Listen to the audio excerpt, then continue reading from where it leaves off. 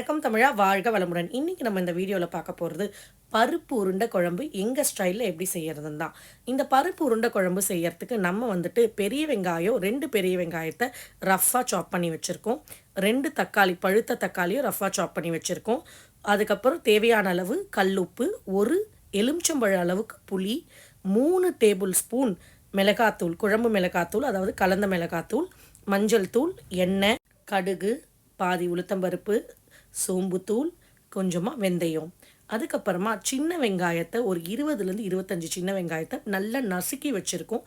10லேருந்து 15 பூண்டை கட் பண்ணி வச்சுருக்கோம். ஒரு கைப்பிடி அளவு கருவேப்பிலை. இதுதான் எங்கள் ஸ்டைலில் செய்ய போகிற பருப்பு உருண்டை குழம்புக்கு தேவையானது. முக்கியமான இன்க்ரீடியன்ட் மறந்துட்டோம் தானே யோசிக்கிறீங்க. அதுதாங்க பருப்பு. நாங்கள் எப்பயுமே கடலை பருப்பில் தான் பருப்பு உருண்டை குழம்பு வைப்போம். பருப்போ இல்லை கலந்து வைப்பாங்க சில பேர், அந்த மாதிரி செய்ய மாட்டோம். இதுக்கு 1.5 டம்ளர் கடலை பருப்பு எடுத்திருக்கோம். பாருங்கள், இந்த கடலைப்பருப்பை நம்ம நல்லா கழுவிட்டு ஒரு 3 மணி நேரம் ஊற வச்சுக்க போகிறோம்.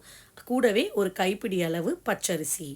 பருப்பும் அரிசியும் நல்லா ஊறின அப்புறமா ஒரு பெரிய சட்டி எடுத்து அடுப்பு மேலே வச்சுட்டு, அந்த சட்டி நல்லா காஞ்ச அப்புறமா நீங்கள் 3 டேபிள் ஸ்பூன் செக்கில் ஆட்டின நல்லெண்ணெய் நாங்கள் யூஸ் பண்ணியிருக்கோம். உங்களுக்கு என்ன தேவையோ அதை யூஸ் பண்ணிக்கோங்க. 1 ஸ்பூன் கடுகு போட்டுக்கோங்க. கடுகு பொரிஞ்சோடனே 1 ஸ்பூன் பாதி உளுத்தம்பருப்பு சேர்த்துக்கோங்க. 1 ஸ்பூன் வெந்தயம் சேர்த்துக்கோங்க. எப்பயுமே வெந்தயம் குளிர்ச்சி, அதனால் நாங்கள் கொஞ்சம் கூடவே தான் சேர்ப்போம். ரொம்ப அதிகமாக சேர்த்தாலும் கசக்கும். சோம்புத்தூள் போட்டுக்கோங்க. ஒரு கைப்பிடி அளவு, எப்பயே சொல்கிறது தான், கருவேப்பிலையை நல்லா பிச்சு சேர்த்துக்கோங்க. நல்ல மணமாக இருக்கும். அதுக்கப்புறமா நம்ம தட்டி வச்சுருக்க சின்ன வெங்காயம், 2 பச்சை மிளகா, அப்புறம் இடித்து வச்சுருந்த பூண்டு, இதெல்லாம் சேர்த்துக்கோங்க. கூடவே பெரிய வெங்காயம் 2 அறுத்து வச்சுருந்தோம் இல்லையா, அதையும் சேர்த்து நல்லா வதக்கிக்கோங்க. இப்போ சின்ன வெங்காயம், பெரிய வெங்காயம் 2மே நல்லா கிளாஸ் பதத்துக்கு வரணும். அந்த கண்ணாடி பதம் வர வரைக்கும் நீங்கள் வதக்கணும். வதக்கிட்டு தக்காளி ஆட் பண்ணிக்கோங்க. தக்காளி நல்லா வதங்கி குழையணும். இந்த தக்காளி குழையிறதுக்கு கிட்டத்தட்ட எங்களுக்கு 5லேருந்து 8 நிமிஷம் ஆச்சு. இதை நல்லா வதக்கிக்கோங்க. அந்த ஜூஸ் எல்லாம் விட்டு நல்லா குழஞ்சி வந்தப்புறம் தான் நம்ம அடுத்தது என்ன ஆட் பண்ண போகிறோமோ அதெல்லாம் ஆட் பண்ணணும். தக்காளி குழையாமல், வெங்காயம் கண்ணாடி பதம் வராமல் நீங்கள் இந்த காரக்குழம்பு, பருப்பு உருண்டை குழம்பு, இல்லை மீன் குழம்பு, கருவாட்டு குழம்பு எதுக்கு பண்ணாலும் டேஸ்ட் நல்லாவே வராது. இப்போ இந்த ஸ்டேஜில் கல் உப்பு ஆட் பண்ணிக்கோங்க. நான் எப்பயுமே சொல்கிறது தான், குழம்பு, பிரியாணி கூட எங்கள் வீட்டில் கல் உப்பு தாங்க. அளவு தெரிஞ்சு கரெக்டாக ஒரே ஒரு வாட்டி மட்டும் உப்பு போடுங்க. அப்போ டேஸ்ட்டு சூப்பராக இருக்கும். அதுக்கப்புறமா ஒரு சிட்டிகை மஞ்சத்தூள் ஆட் பண்ணிவிட்டு நல்லா வதக்கிக்கோங்க. இப்போ நம்ம குழம்பு மிளகாத்தூள், அதாவது கலந்த தூள் ஆட் பண்ணி வதக்க போகிறோம். பாருங்கள் எப்படி வதக்கிறாங்கன்ட்டு. இது வதங்கின அப்புறமா நம்ம புளி ஒரு எலுமிச்சம்பழ அளவுக்கு எடுத்துருந்தோம் இல்லையா, அதை கரைச்சி வச்சுருந்த தண்ணி, அந்த புளி தண்ணியை ஊற்றி நல்லா கொதிக்க விடுங்க. இந்த புளி தண்ணியை ஊற்றி நல்லா கொதிக்கணுங்க. இது கொதிக்கிற டைமில் நம்ம என்ன பண்ண போகிறோன்னா, பருப்பு ஊறி இருந்தது இல்லையா, அதை அரைக்க போகிறோம். பச்சை மிளகா, இஞ்சி இதெல்லாம் போட்டுக்கோங்க. கூடவே பருப்பு, இந்த பருப்பையும் போட்டு நல்லா போட்டு அரைச்சிக்கோங்க. பேட்ச் பை பேட்சாக போடுங்க. இங்கே நம்ம 1.5 டம்ளர் பருப்பு போட்டதால் ஒரே வாட்டி மிக்சியில் போட்டு அரைக்க முடியாது. அதனால் பேட்ச் பை பேட்சாக போட்டு அரைச்சிக்கோங்க.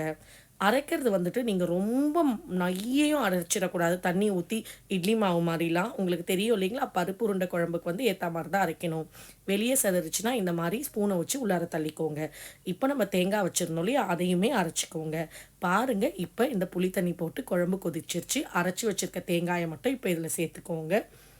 சேர்த்துட்டு நல்லா கலந்து விட்டுக்கோங்க. திருப்பி கொஞ்சம் தண்ணி ஊற்றி அந்த மிக்ஸி ஜாரை கழுவி இதில் ஊற்றுறாங்க. ஸோ இது ரெடி ஆகிடுச்சு. இப்போ நம்ம பருப்பு ரெடி ஆகிடுச்சு. அந்த பருப்பில் கொஞ்சம் உப்பு சேர்த்துக்கோங்க. உப்பு சேர்த்து நல்லா பிசைஞ்சிக்கோங்க. நல்லா உப்பு கலக்கணும் ஃப்ரெண்ட்ஸ். இல்லை ஒவ்வொரு இடத்துல மட்டும் உருண்டையில் உப்பு இருக்கும், சில இடத்துல இருக்காது. கலந்துட்டு தேவையான அளவு கொத்தமல்லி யூஸ் பண்ணிக்கோங்க. இந்த ஸ்டேஜ் தாங்க ரொம்ப முக்கியம். எங்கள் வீட்டில் நாங்கள் இந்த பருப்பு உருண்டை குழம்புக்கு இந்த மாவை வேகலாம் வைக்க மாட்டோம். டைரெக்டாக அப்படியே உருண்டை பிடிச்சி குழம்புல போட்டுருவோம். நிறைய பேர் வேக வச்சு போடுவாங்க. அது ஹார்டாக இருக்கும்னு நாங்கள் ஃபீல் பண்ணுறதால அந்த மாதிரி செய்யறதில்ல. டைரெக்டாக அப்படியே குழம்புல போட்டுடுறோம். இப்போ பாருங்கள், குழம்பு ஃபுல்லாக உருண்டை எவ்வளோ சூப்பராக இருக்குது இல்லைங்களா. ஸோ நம்மளோட எம்மியான, டேஸ்டியான, பாரம்பரியமான பருப்பு உருண்டை குழம்பு ரெடி. இது என்னோடய ஃபேவரட்டான குழம்புங்க. எத்தனை பேருக்கு என்ன மாதிரியே இந்த பருப்பு உருண்டை குழம்பு ரொம்ப பிடிக்கும்ன்றத மறக்காமல் கமெண்ட்ஸில் சொல்லுங்கள்.